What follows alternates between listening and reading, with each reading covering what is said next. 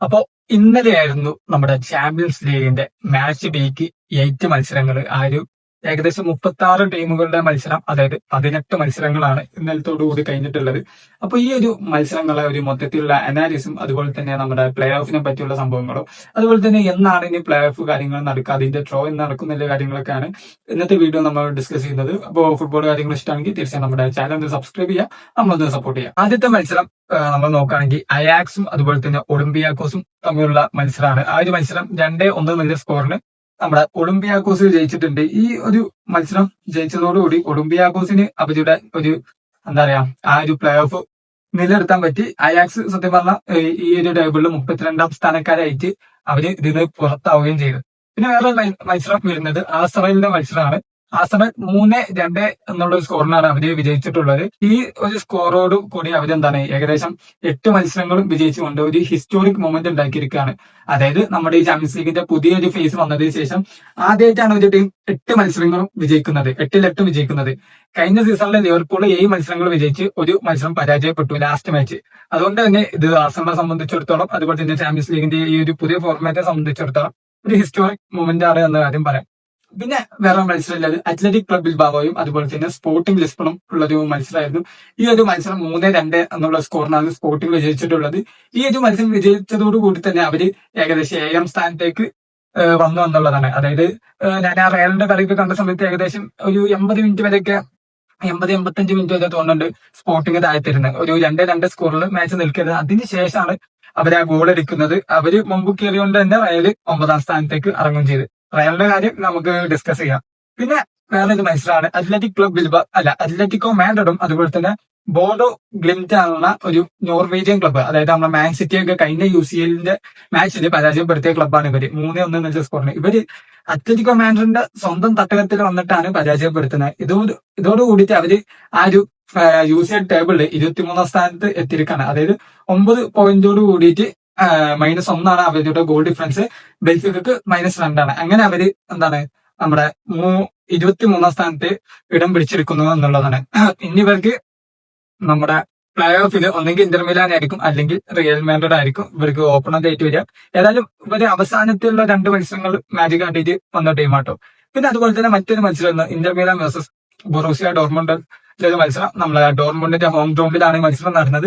ആ ഒരു മത്സരത്തിൽ ഇന്റർ മിലാൻ ജയിച്ച് അങ്ങനെ ഇന്റർ മിലാന് 10ാം സ്ഥാനത്തേക്ക് വന്നു. ഡോർട്ട്മുണ്ട് 17ാം സ്ഥാനത്താണ് നിലവിലുള്ളത്. ഇനിയിപ്പോ ഡോർട്ട്മുണ്ടിന്റെ കാര്യം നോക്കുകയാണെങ്കിൽ അവർക്ക് മിക്കവാറും ലെവർകൂസനോ അറ്റ്ലാന്റിക് ആയിരിക്കും പ്ലേ ഓഫ് വരിക. അതുപോലെ തന്നെ റിയൽ മാഡ്രിഡ്, ഇന്ററിന് നമ്മൾ മുമ്പ് പറഞ്ഞ പോലെ ഒന്നെങ്കിൽ ബെൻഫിക്ക അല്ലെങ്കിൽ ബോഡോ ഗ്ലിംറ്റ് എന്ന ഒരു ടീമായിരിക്കും.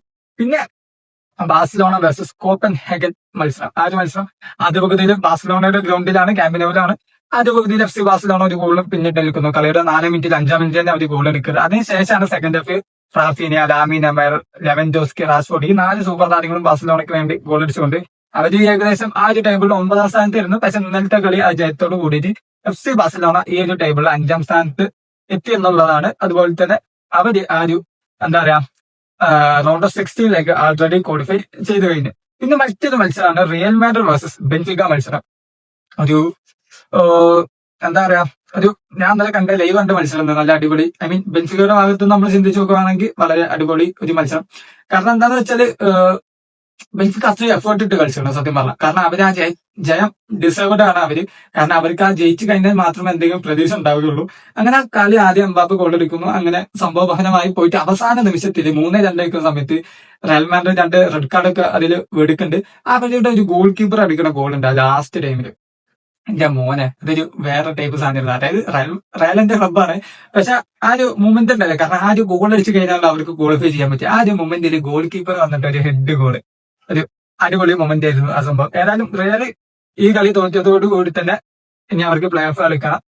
ബെൻഫിക്കക്ക് അവര് പ്ലേ ഓഫിലേക്ക് രക്ഷപ്പെടുകയും ചെയ്തു.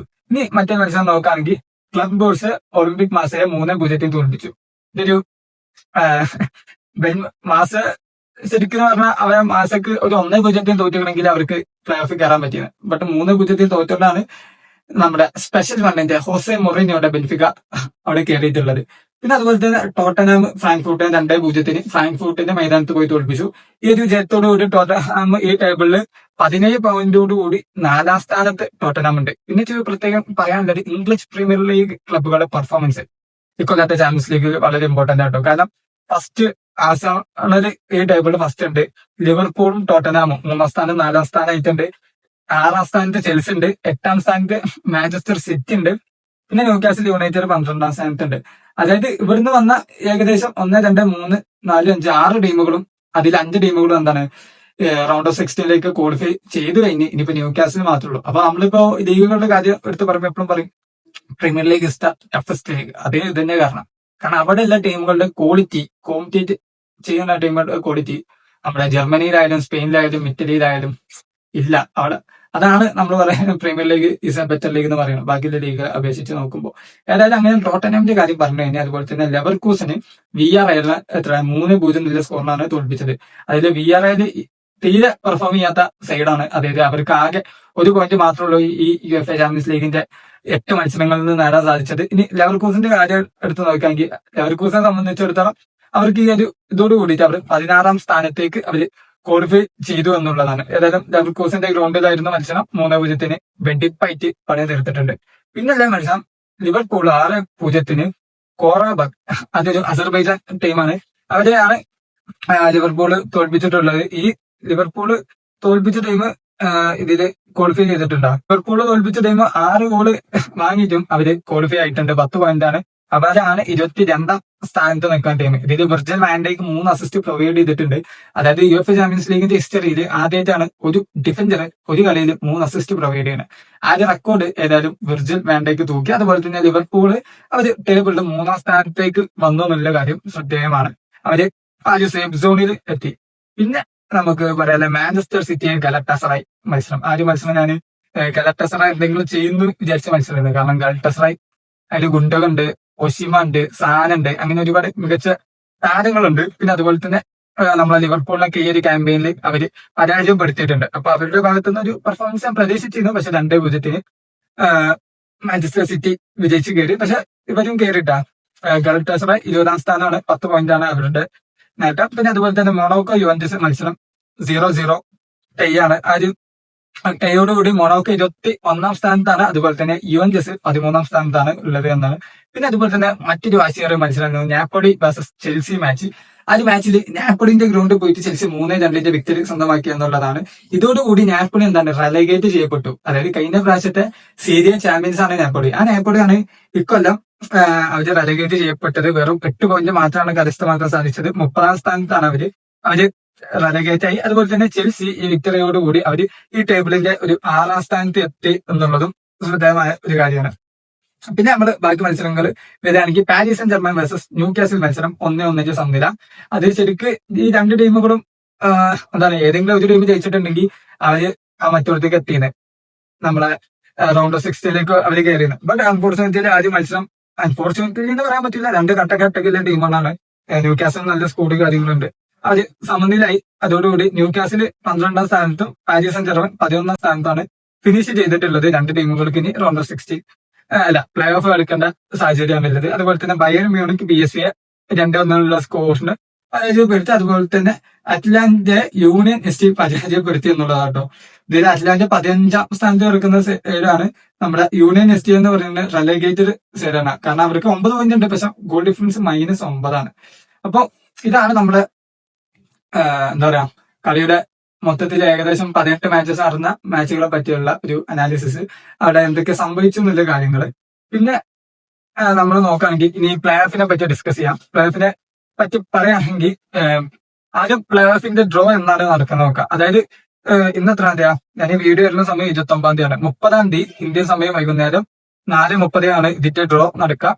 അപ്പൊ ഏതൊക്കെ ടീമുകളാണ് ഓപ്പണന്റ് ആയിട്ട് വരിക എന്നുള്ളത് നമുക്ക് നോക്കാം. ഇതില് ഫസ്റ്റ് നോക്കുകയാണെങ്കിൽ PSG കിട്ടാൻ ചാൻസ് ഉള്ള 2 ടീം, ഒന്ന് മൊണോക്കോ ആണ്, ഒന്ന് കൊറാബക്കോ അങ്ങനെ എന്താ പറയുന്ന ആ ഒരു അസർബൈജാൻ സൈഡാണ്. അതുപോലെ തന്നെ ന്യൂകാസിലും ഈ മൊണോക്കോ അല്ലെങ്കിൽ കൊറാബക്കോ ഈ ഏതെങ്കിലും ടീം ആയിരിക്കും കിട്ടുക. പിന്നെ അതുപോലെ തന്നെ യുവന്റസിനും അത്ലറ്റിക്കോ മാഡ്രിഡിനും ഓപ്പണന്റ് ആയിട്ട് വരിക ഒന്ന് ഗലറ്റാസറായി, ഒന്ന് ഗലറ്റാസറായി ക്ലബ് ബോർഷെ, അതായത് ബെൽജിയം ക്ലബ്ബാണ് അവര്. ഈ 2 ടീമുകളെ ആയിരിക്കും ഒന്നുകിൽ അത്ലറ്റിക്കോ മാഡ്രിഡും യുവന്റസിനും കിട്ടാൻ പോകുന്നത്. പിന്നെ ഇന്റർ മിലാനും റിയൽ മാഡ്രിഡും കിട്ടുക ഒന്നുകിൽ ബെൻഫിക്ക ആയിരിക്കും അല്ലെങ്കിൽ നമ്മളെ ബോഡോ ഗ്ലിംറ്റോ അങ്ങനെ പറയുന്ന ആ ഒരു നോർവീജിയൻ ക്ലബ് ആയിരിക്കും. അപ്പോൾ ഇത് ഡ്രോ ഇട്ട് കഴിഞ്ഞാലുള്ളൂ ഇതിന്റെ ഫൈനലൈസേഷൻ എത്തുള്ളൂ. പിന്നെ അതുപോലെ തന്നെ ലെവർകൂസനും അറ്റ്ലാന്റിക്കും കിട്ടാം. ഒന്നെങ്കിൽ ബൊറൂസിയ ഡോർമുണ്ടിന് അല്ലെങ്കിൽ നമ്മളെ ഒളിമ്പിയാക്കോസിനെ ആയിരിക്കും അവർക്ക് കിട്ടുക. അപ്പോ ഇതാണ് ഒരു ചാൻസുള്ള സൈഡുകൾ. ഇനി നമുക്ക് ഇതിന്റെ UEFA ചാമ്പ്യൻസ് ലീഗിന്റെ സ്റ്റാറ്റ്സ് പരിശോധിക്കാം. അതായത് 8 മത്സരങ്ങൾ പൂർത്തിയാക്കുമ്പോൾ ഏറ്റവും കൂടുതൽ ഗോൾ അടിച്ച പ്ലെയർ റിയൽ മാഡ്രിഡിന്റെ കിലിയൻ എംബാപ്പയാണ്. 13 ഗോളുകളാണ് സ്കോർ ചെയ്തത്. അതായത് 2013-14 സീസണിൽ ക്രിസ്ത്യാനോ റൊണാൾഡോ ചാമ്പ്യൻസ് ലീഗിൽ 17 ഗോളുകൾ സ്കോർ ചെയ്തിട്ടുണ്ട്. ആ ഒരു റെക്കോർഡ് കിലിയൻ എംബാപ്പയ്ക്ക് തൂക്കാം എന്നുള്ളതാണ്. ഓക്കെ, കാരണം ഇനിയിപ്പോ പ്ലേ ഓഫ് 2 മത്സരം വരും. അത് കഴിഞ്ഞിട്ട് റൗണ്ട് ഓഫ് 16 കാര്യങ്ങള്. കാരണം 2 ഡിഫറെന്റ് ടൈപ്പ് ഗെയിംസ് ആണ്. കാരണം അന്നത്തെ ഇതിൽ 6 ഗെയിംസ് ഉള്ളൂ ഇത് വരുന്നത്, ഗ്രൂപ്പ് സ്റ്റേജ് വരുന്നത്. അതിനുശേഷം പിന്നെ റൗണ്ട് ഓഫ് 16 ആണ്. ബട്ട് പണ്ടത്തെ കാലത്ത് അത് ക്രിസ്ത്യാനോ എടുത്തു, ഇന്നത്തെ കാലത്ത് അത് എംബാപ്പ തൂക്കി എന്ന് വേണമെങ്കിൽ പറയാം. പിന്നെ അതിൽ സെക്കൻഡ് ഉള്ളത് ഹാരി കെയ്നാണ് 8 ഗോളുകൾ. ഏർലിംഗ് ഹാലൻഡ് ഉണ്ട് 7 ഗോളുകൾ. പിന്നെ ന്യൂ കാസിലിന്റെ ആന്റണി ഗോർഡന്, അതുപോലെ തന്നെ ആർസണലിന്റെ ഗബ്രിയൽ മാർട്ടിനലി, ഗലക്ടസറായുടെ വിക്ടർ ഒസ്മാൻ, ഇവർക്കൊക്കെ 6 ഗോളുകൾ ഉണ്ട് എന്നുള്ള കാര്യം ശ്രദ്ധിക്കുക. അതുപോലെ തന്നെ അസിസ്റ്റുകളുടെ കാര്യമെടുത്ത് ഏറ്റവും കൂടുതൽ അസിസ്റ്റ് ഉള്ളത് ഒന്ന് വിനീഷ്യസ് ജൂനിയർ ആണ്, 4 അസിസ്റ്റ്. ആർദ ഗൂളർ ഉണ്ട് റയൽ മാഡ്രിഡിന്റെ player, 4 assist. Dominik Szoboszlai Liverpool 4 assist. പിന്നെ അതുപോലെ തന്നെ ഒബമിയങ് ഒളിമ്പിക് മാസ് 4 അസിസ്റ്റ്. പിന്നെ അതുപോലെ തന്നെ ഫെർമിൻ ലോപ്പസ്, അങ്ങനെ ഒരുപാട് താരങ്ങൾ 3 അസിസ്റ്റുകളായിട്ട് നിൽക്കുന്ന താരങ്ങളുണ്ട്. പിന്നെ യെല്ലോ കാർഡിന്റെ റെഡ് കാർഡിന്റെ കാര്യം പറയുന്നില്ല. കറേറസിനൊക്കെ 4 റെഡ് കാർഡ് അല്ല 4 യെല്ലോ കാർഡ് കിട്ടിയതുകൊണ്ടുണ്ട് റയൽ മാഡ്രിഡിന്റെ ലെഫ്റ്റ് ബാക്ക്. അപ്പൊ അതൊരു വലിയ നേട്ടമായിട്ട് കാണാത്തതുകൊണ്ടാണ് ഞാൻ പറയുന്നത്. അപ്പൊ ഈ ഒരു ക്യാമ്പയില് ഏറ്റവും കൂടുതൽ നല്ല രീതിയിൽ പെർഫോം ചെയ്ത ക്ലബ്ബുകൾ നമ്മൾ നോക്കിയാൽ ടോപ്പ് 8 നോക്കിയാൽ അവിടെ Arsenal, Bayern Munich, Liverpool, Tottenham, Barcelona, Chelsea, sporting, Manchester city. ഈ ടീമുകളാണ് ഇപ്പോൾ നിലവിൽ ആൾറെഡി അവര് ക്വാളിഫൈ ചെയ്ത സൈഡുകൾ. ഇനി ബാക്കി റിയൽ മാഡ്രിഡിന്റെ, Paris Saint Germain, Newcastle, Juventus, Atletico, Atalanta, Leverkusen തുടങ്ങിയ ഒരുപാട് ടീമുകൾ, ഏകദേശം 16 ടീമുകൾ ഇനി പ്ലേ ഓഫ് കളിക്കാണ്ട്. ഇനി നമുക്ക് ഇതിൽ ഏതൊക്കെ ടീമുകളാണ് റെലഗേറ്റ് ചെയ്തിട്ടുള്ളത് എന്ന് നോക്കാം. ഒന്ന് ഒളിമ്പിക് മാസിയാണ്, അവര് പോയി. പിന്നെ പാഫോസ് എന്ന ടീമുണ്ട്, നമ്മുടെ ഡേവിഡ് ലൂയിസ് ഒക്കെ കളിക്കുന്ന ടീം, അവര് പോയി. യൂണിയൻ എസ് ടി പരാജയപ്പെട്ടു. PSV തോറ്റു. അത്ലറ്റിക് ക്ലബ്ബ് പോയി. നെപ്പോളി പോയി. Copenhagen, Ajax, Frankfurt, Slavia Praha, വിയറയിൽ, കൈറത്ത് അൽമാറ്റി. ഇങ്ങനെ ഏകദേശം 8 ടീമുകള്, 8 അല്ലല്ലോ 11 ടീമുകളോ ക്വാളിഫൈ ആയില്ല, ഡിസ്ക്വാളിഫൈ ചെയ്ത് പോയി എന്നുള്ളതാണ്. അപ്പൊ ഇത്രയും കാര്യങ്ങളാണ് നമ്മുടെ ഇന്നത്തെ വീഡിയോ ഡിസ്കസ് ചെയ്യാൻ പറയാൻ ഉദ്ദേശിച്ച കാര്യങ്ങൾ. ഇനി ഏതായാലും റിയൽ മാഡ്രിഡിന്റെ തോൽവി അതിനെപ്പറ്റി പറയുകയാണെങ്കിൽ അത് ഒരിക്കലും നമ്മളെന്താണ് പ്രതീക്ഷിച്ച കാര്യമില്ല. പക്ഷെ ബെൻഫിക്ക അവർക്ക് ഞാൻ പറയുന്നത് അവർക്ക് ആ ജയം വേണം, അവർക്ക് അത് പിടിച്ചിക്കാൻ പറ്റും. അതേ വേണ്ടിയിട്ടില്ല, നല്ല കളി. പിന്നെ ഹോം സപ്പോർട്ട് കാര്യങ്ങൾ നല്ല ഉണ്ടായിരുന്നു, നല്ലോണം കളിച്ച് നേടി. പിന്നെ എന്താ വെച്ചാല് റഫറിനെ കുറ്റം പറയാൻ പറ്റുമോ അറിയില്ല, പക്ഷെ പെട്ടെന്ന് കാർഡ് എടുക്കണ്ടായിരുന്നു. പിന്നെ റയൽ മാഡ്രിഡിന്റെ പ്ലേയേഴ്സിന്റെ ബിഹേവിയറും അത്ര വലിയ നല്ല ബിഹേവിയർ ഒന്നും പറയാൻ പറ്റില്ല. മിസ്റ്റേക്ക് ഉണ്ടായിരുന്നു. റോഡ്രിഗോ സബ്ബായിട്ട് ഇറങ്ങിയിട്ടാണ് റെഡ് കാർഡ് കിട്ടിയത്. റോളസൻസി ഒക്കെ റെഡ് കാർഡ് കിട്ടിപ്പോയി. അതുപോലെ തന്നെ വേറെ ഒരുപാട് പ്ലേയേഴ്സിന് കമവിംഗ, കറേറസ്, പിന്നെ അതുപോലെ തന്നെ ഹുയിസിനെ ഒക്കെ യെല്ലോ കാർഡ് കിട്ടിയിട്ടുണ്ട്. അപ്പൊ ഏതായാലും കണ്ടറിയണം കോച്ച് ഇനി ബാക്കിയുള്ള കാര്യങ്ങളാണ്. ഏതായാലും ഇച്ചിരി സമയം റയൽ മാഡ്രിഡ് പ്ലെയർ കളിക്കണമെന്നുള്ളത് റയൽ മാഡ്രിഡ് സംബന്ധിച്ചിടത്തോളം അത്ര വലിയ റിസ്ക് അല്ല. കാരണം രണ്ട് ബെൻഫിക്കയും പിന്നെ ഈ ടീമാണ്. ബെൻഫിക്കിനായിട്ട് തോറ്റുന്നില്ല കാര്യം ശരിയാണ്. റയൽ മാഡ്രിഡ് ആണ് വെച്ചാൽ ബെൻഫിക്കയ്ക്ക് ഈസി ആയിട്ട് തോൽപ്പിക്കാം. പിന്നെ പ്ലേ ഓഫ് ആകുമ്പോൾ 2 ആയിരിക്കും. സാന്റിയാഗോ ബെർണബൂവിലും മത്സരങ്ങൾ നടക്കും, മിറാക്കിൾസ് സംഭവിക്കും. അതൊക്കെ നമുക്ക് കണ്ട് അറിയേണ്ട സംഭവങ്ങളാണ്. ഇനി നോർവീജിയൻ ക്ലബ്ബിൽ നമ്മൾക്ക് ഒരിക്കലും മോശമാക്കി കാണാൻ പറ്റില്ല. കാരണം അവര് മാൻ സിറ്റിയെയും അത്ലറ്റിക്കോ മാഡ്രിഡിനെയും പരാജയപ്പെടുത്തിയ സൈഡാണ് അവര്. അപ്പൊ അങ്ങനെയുള്ള ചാമ്പ്യൻസ് ലീഗ് ആണ്, മിറാക്കിൾസ് സംഭവിക്കും, എല്ലാവർക്കും അറിയാം. അപ്പൊ ഈ ഒരു മത്സരങ്ങളും കാര്യങ്ങളെ പറ്റിയുള്ള നിങ്ങളുടെ അഭിപ്രായങ്ങളും കാര്യങ്ങളും എല്ലാം കമന്റ് ചെയ്യുക. അതുപോലെ തന്നെ ഫുട്ബോൾ ഇഷ്ടമാണെങ്കിൽ തീർച്ചയായും നമ്മുടെ ചാനൽ ഒന്ന് സബ്സ്ക്രൈബ് ചെയ്യുക, ഒന്ന് സപ്പോർട്ട് ചെയ്യുക.